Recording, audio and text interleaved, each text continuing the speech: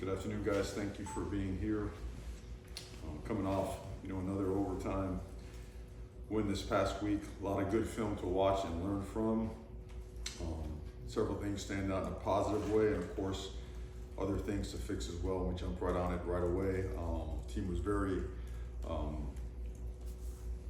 aggressive for correction and betterment and improvement, and it's taken a really professional approach on finding ways to get better, and I think it was very evident in not only meetings but walkthroughs and practice, and looking forward to a great challenge and opportunity up in Raleigh this weekend in North Carolina State. So questions, please. What is it? Mario, we haven't seen Ja'Cory Brown since, we haven't personally seen him play since training camp. How is he progressing? How's he doing? He's doing really well. Going to be a really great player for us. Anything in particular that he's improved on, or just? I'd say his reads, his accuracy. He's always run really well, but he's become a really good quarterback as well. He's had natural leadership skills since the day he set foot on campus. He was such a great player in high school. And we haven't had a chance to see him out in public yet, but his strides are very significant, and we expect him to be a great player. Would you like to see him at some point this season if you can? Well, he's developing, he's doing a great job, he's going to be a great player for us. Mario, Javonte Citizen dressed for the first time for a game on Saturday. Obviously didn't get in. Do you expect to see him getting into the game, this coming week or soon? Not sure. He is cleared, he is ready, he is rested, and we want to make sure that when he does get in there, that it's because he has a chance to help us win games. The best part about it is there's no question he is going to be fully healthy, but he's going to be himself whenever that point hits. I think it's a little bit different when you're a running back. You're in such an instinctive position like a middle linebacker that your body is almost going to do things, at a rate and a speed and from a reaction standpoint that it just takes reps. So he's getting a lot of reps in practice. Everyone's really happy for him because what he went through was obviously a tough thing, but I can't put a timeline on when exactly he's going to get reps. What did you see was the disconnect, or some of the disconnects in the passing game, and how can things progress from here? Well, probably a little bit of everything. I think when the passing game is off, the passing game is so much about precision. You mentioned being synchronized, being on the same page, and all it takes is being off here and there. Some of it was coverage was good. Some of it was could have made a better decision. Some of it was a route could have been better, or protection could have been better.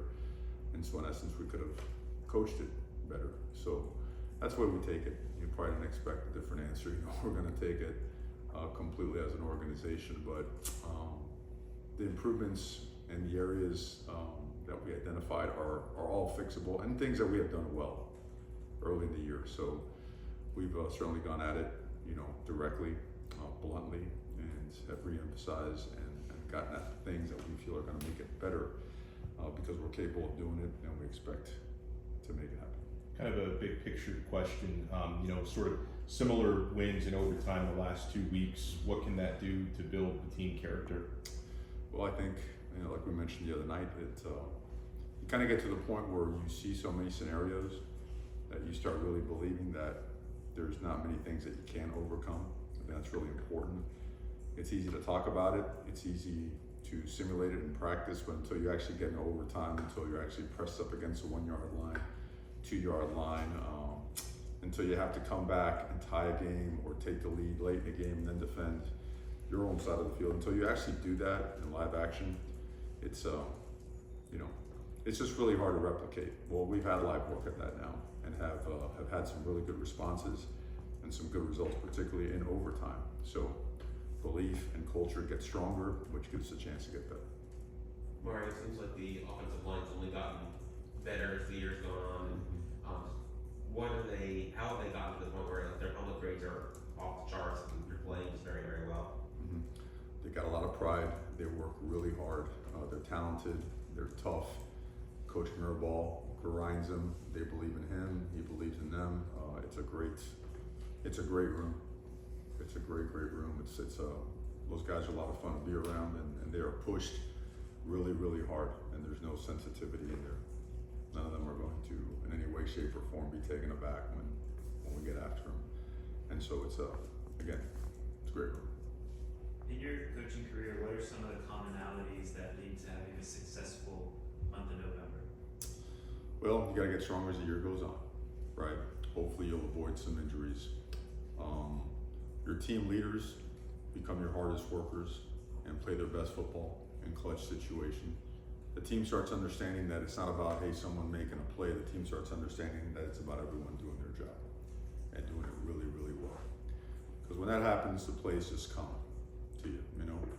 And as the year goes on, you know, it's week 9, everybody around the country's in the same week. You know, our fatigue, our pain that we feel when we go out there to practice, it's not unique to us. Everybody's going through it.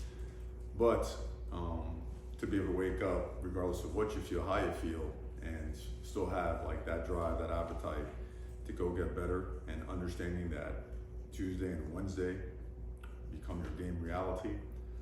The teams that understand that and that push through that and on those days are the ones that really separate themselves in the closing months of the season. They also understand that those other days that there's walkthroughs, you know, the Mondays, the Fridays, that the mental intensity of those days has to match the physical intensity of Tuesday and Wednesday. So, What have you seen from NC State on film? They've stuck with a lot of other good teams. they are physical, they are violent when they tackle. Their defense is extremely stout, fast, plays with great pad level, great technique, great fundamentals, great hands. They all get to the football. I mean, it's evident. I mean, you see them retracing on screens. You see them chase down plays that somehow broke and got behind them, and not many do. You know, you see when they get to the quarterback, they get there with intentions to let them know that they got there. Just a really impressive team. Really impressive. Their kicking game is equally impressive. I believe they've hit a 56, 57 yarder this year. They cover down really well. Again, technically sound. You know, you could tell when you look at their team, you look at their roster, you see a lot of guys their 4th, 5th year. Some in their 6th, I believe. So, and a lot of them, most of them are high school recruits. So they've been in the program and the system for a long time. So they've been repping the systems, and they know the systems really well, and you can tell.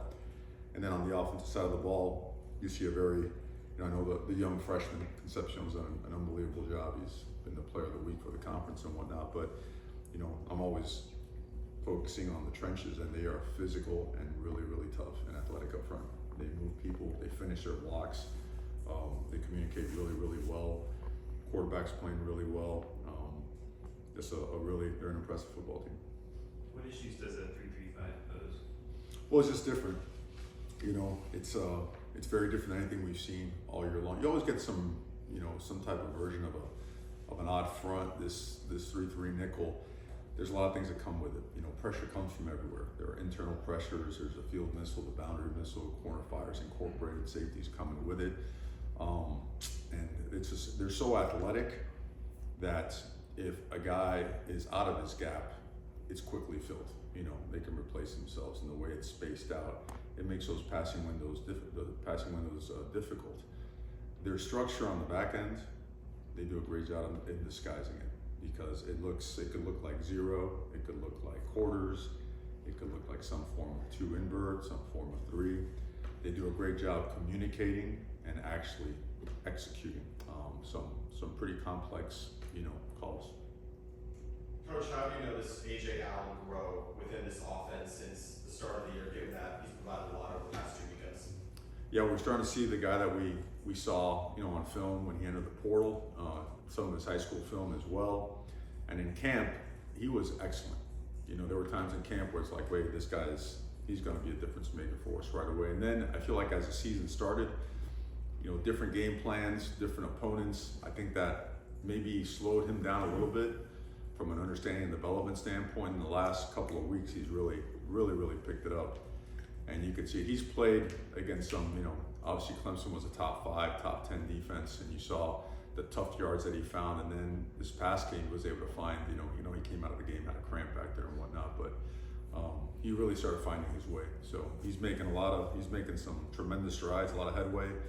into just becoming a really, really good football player. Would you say it was towards the beginning of camp or towards the end that you saw him create those explosive plays in the line of scrimmage where he could create any scene? Yeah, I would say that first scrimmage over at Hard Rock, you know, when you saw him kind of break out of there, he bounced a couple and somebody split the defense on, caught the ball in the backfield well. So he's shown that he's a complete guy and he can do a lot of things. He's a really good athlete. You know, if you had to play another position, like if you say, hey, go out there and cover somebody, he could probably do it. You know, AJ's that kind of a guy. And he's just a really hard worker and a great human being, great family. So we're all really happy for him and for us that he's playing well.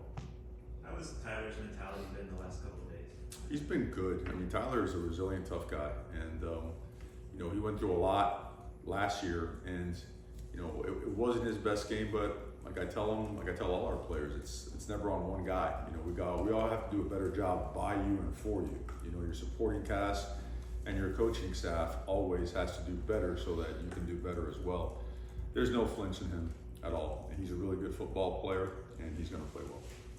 Aaron, do you think any of Tyler's the physical limitations after North Carolina affected him at all this past game? It's hard to say, you know, obviously when you miss a week, I mean, it's still college football. When you're 18, 17, 21, 22, you just don't have all the reps logged like some of the guys. Again, we mentioned that, you know, I don't know if it's completely analogous to, you know, what I was trying to put together in terms of pro football, but those guys have so many reps logged that they can maybe go a few days without, you know, getting the reps, and I think in college you have to, and he missed some time, you know, but we don't want to really put it on anything or rationalize it or make an excuse for any player. We just want to just look at it right in the eye and say, hey, let's go make it better, right? Let's, with confidence, with not being sheepish or shy or in any way, shape, or form, buckling, you know, let's be men and let's go attack this thing the right way.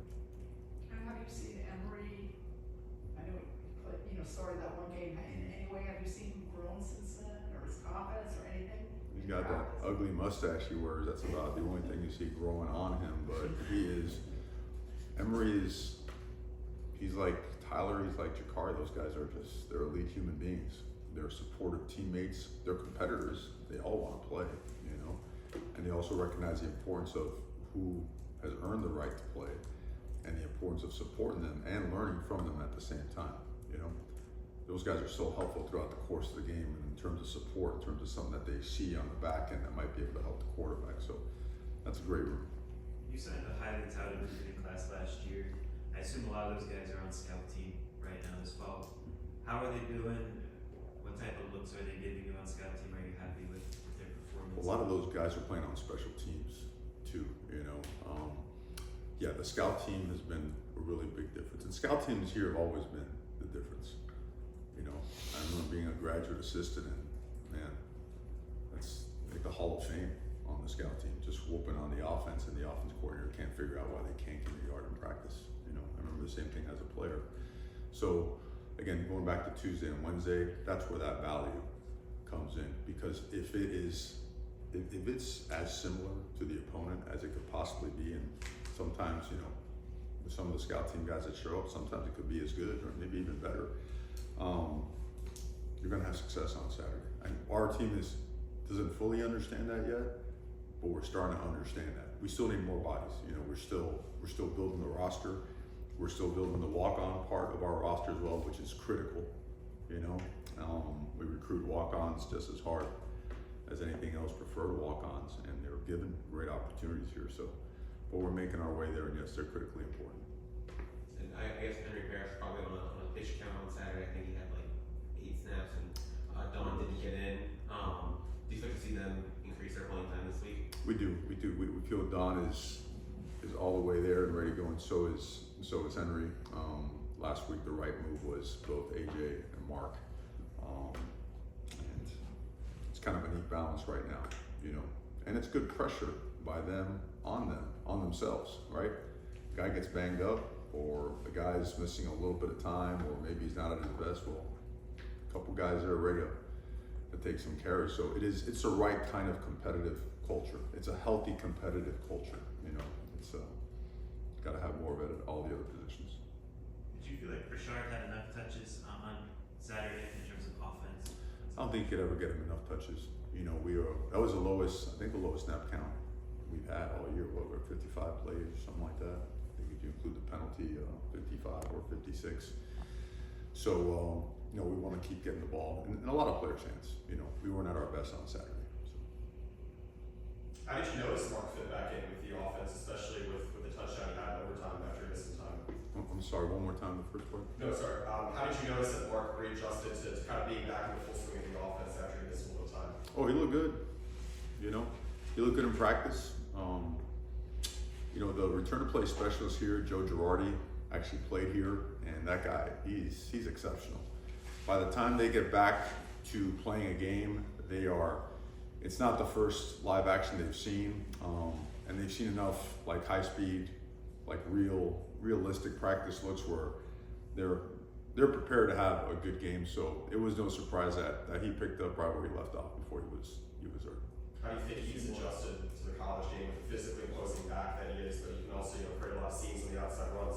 Mm-hmm. So far, so good. His best football is ahead of him, and quite frankly, I think for Mark Fletcher, sky's the limit. Is there any update on Elijah? Or wait.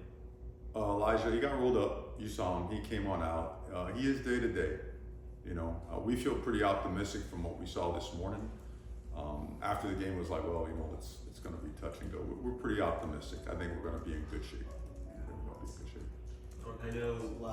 I know the details haven't been released yet, but with the ACC announcing the new scheduling wall and everything tonight, just what do you think about what the new look might be? Obviously, in general, at least because they haven't released specifics, but going to California and stuff and all that. Well, I mean, the recruiting footprint, you know, grows, right? It stretches out. We head out that way anyways for that, but having coached out in the Pac-12 and whatnot, just recognizing there's just really good football out on the West Coast, more opportunities for us, for them, for our conference, for alumni, for recruiting. So I think it's all win-win. I haven't had a chance to peek at it yet, but you know, at some point in time I will. But yeah, it's all plus.